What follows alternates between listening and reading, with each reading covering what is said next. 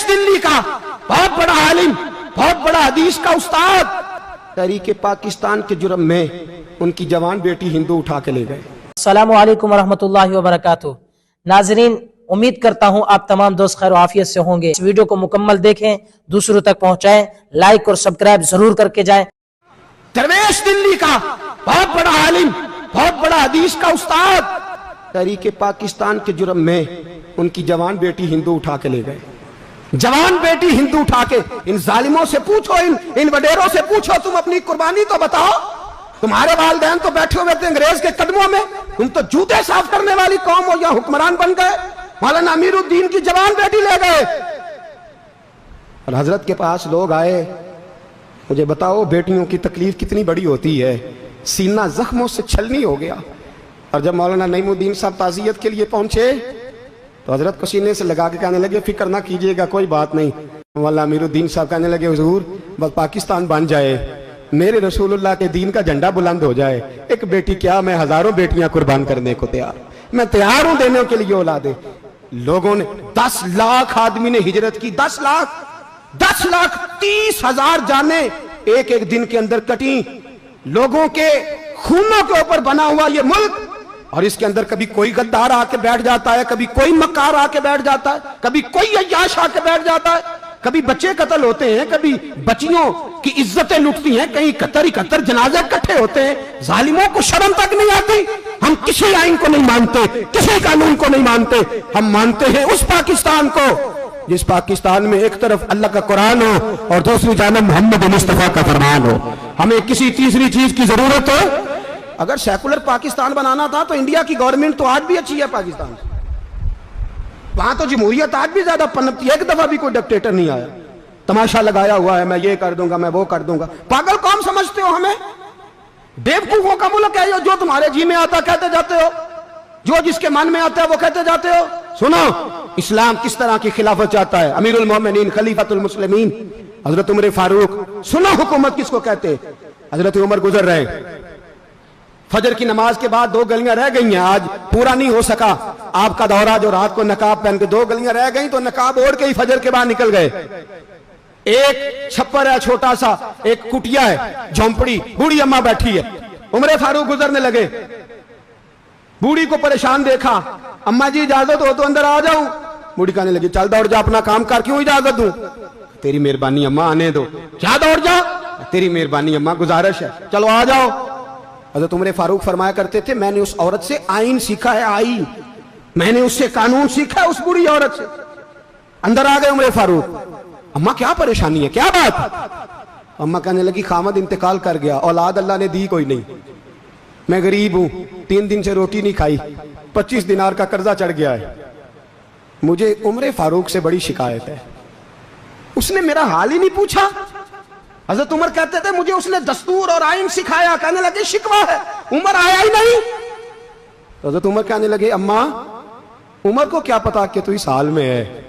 अम्मा दस्तूर बयान करती है, अम्मा जमहूरियत का ऐलान करती है, कहती है नहीं पता उमर को, तो उमर से कहो छोड़ दे हुकूमत, उसके हवाले करे जो खबर रख सकता है, ना इधर उधर की तू बात कर। ये बता के काफिला क्यों लुटा, मुझे रहजनों से गरज नहीं, तेरी रहबरी का सवाल है। उमर से कहो छोड़े हुकूमत, उसको दे जो पता रख सकता है। हजरत सैयदना नाफे फरमाते हैं, जिसके सामने किसरा और रूम के बादशाह कांपा करते थे, मैंने उस उमर को बूढ़ी अम्मा के सामने कांपते हुए देखा है। राशा तारी है उमर फारूक का। दौड़े गए, 25 दिनार लाए, राशन रख के लाए, रोटियां पकाई, बूढ़ी अम्मा को खिलाई। कहने लगे, अम्मा 25 दिनार ले ले और चल, गलती हो गई, उमर को माफ कर दे। अम्मा बोल के कहने लगी, मैं नहीं माफ करती, मैं तो पक्का फल लूं, बस गिरने वाली हूं, एक दफा कब्र में जा लेने दे, मेरे रसूल आएंगे तो मैं उमर की शिकायत करूं।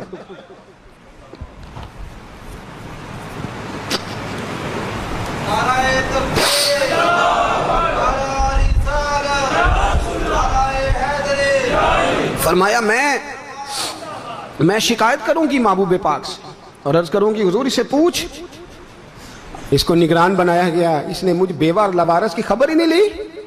ये है आईन इस्लाम, ये है दस्तूर मुस्तफा करीम सल्लल्लाहु अलैहि वसल्लम। यहां کتنے غریب بھوکے سوتے ہیں, کتنوں کے بچے روز اغوا ہوتے ہیں, کتنی مصیبتیں.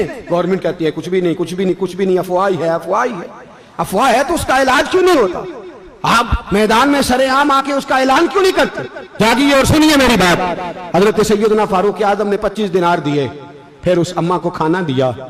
کوئی برادری نہیں اس اماں کی, کوئی ووٹ بینک نہیں, کوئی یہ اماں کسی بڑی برادری کی نہیں جس کا 2 لاکھ ووٹ ہو.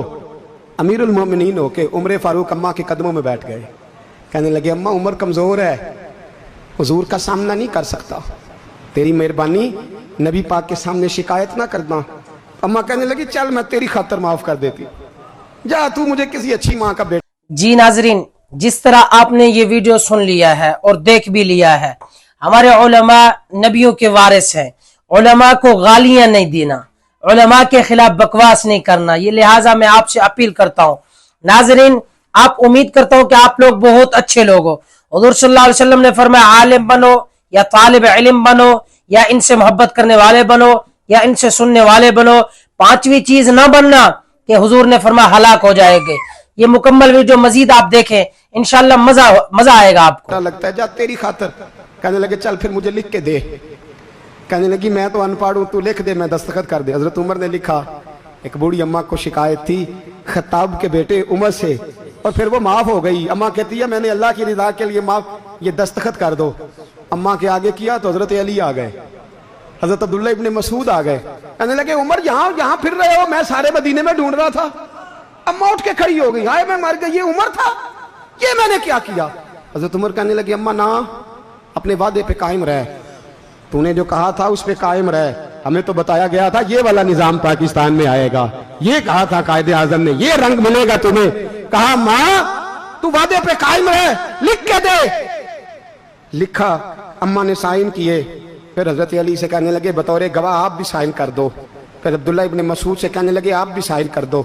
سائن ہو گئے تو جناب عمر نے رکا لپیٹا. حضرت علی کو کہنے لگے علی تو میرا دوست ہے, میری صبحوں اور شاموں سے واقف ہے. علی تو میرا رازدار ہے یار, مجھے یقین ہے کہ میں تجھ سے پہلے مر جاؤں گا. جب عمر کا انتقال ہو جائے تو یہ رکا میرے کفن میں رکھ دینا, یہ رکھنا میرے کفن میں. علی کہنے لگے پھر کیا ہوگا؟ اور میں جب نبی پاک میری قبر میں آ کے پوچھیں گے نا بتا تو حکمران تھا کیا کر کے آیا ہے, تو فرمایا میں رکا نکال کے عرض کروں گا سونے ایک اماں ناراض تھی, میں اسے بھی راضی کر کے آیا. حضور میں راضی کر کے آؤں, یہ یا رسول اللہ میں. جی ناظرین, جس طرح آپ نے یہ مکمل ویڈیو بھرپور آپ نے دیکھ لیا, بہت آپ کو مزہ آیا ہوگا. آپ نے اپنا رائے لازمی دینا ہے, کمنٹ کے اندر بتانا ہے کہ یہ آپ کو یہ اسلامی کنٹینٹ اچھا لگا یا نہیں, یہ علماء کے بیان سننا آپ کو مزہ آتا ہے کہ نہیں. آپ نے اپنا رائے لازمی دینا ہے. اور یہ علماء حق بات کر رہے ہیں کہ غلط بات کر رہے ہیں, علماء سے محبت کرنے والے بنو. ہاں, علماء کی باتوں کو دوسرے تک شیئر کرنے والے بنو, علماء کی باتوں کو لائک کرنے والے بنو.